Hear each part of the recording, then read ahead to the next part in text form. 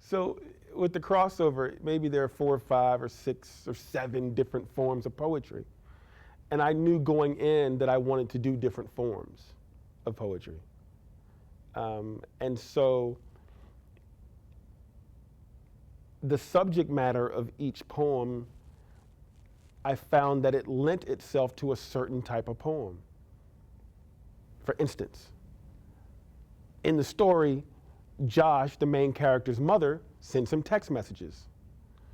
I thought, well, text messages they're really short.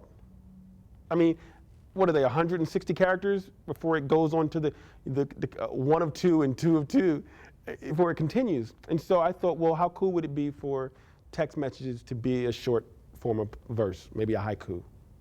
I thought it lent itself to that form. There are some poems in the book where there are conversations between brothers or conversations between parent and child. And conversations are, I say something, you say something, I say something, you say something. I say something a little bit longer, you listen, you say something. I thought, how cool would it be for those poems to be in couplets or tercets, which are 2-line stanzas or 3-line stanzas, to really show it. I was really trying to make sure that the poems on the page visually looked like I wanted them to sound and like they would be heard.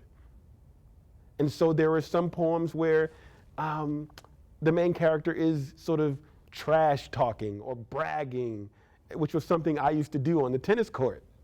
That I wasn't very good in my first 2 years of playing tennis in high school, but I was tall and I wore corduroy shorts and I wore a yellow tank top and red high top Chuck Taylors.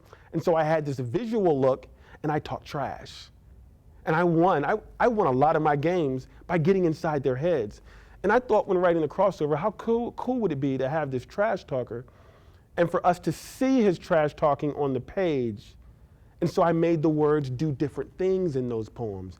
And some of the words are diagonal. And some of the words they get bigger. And so I think the subject matter of each poem dictated the form of poetry that I would use. And I hope it worked.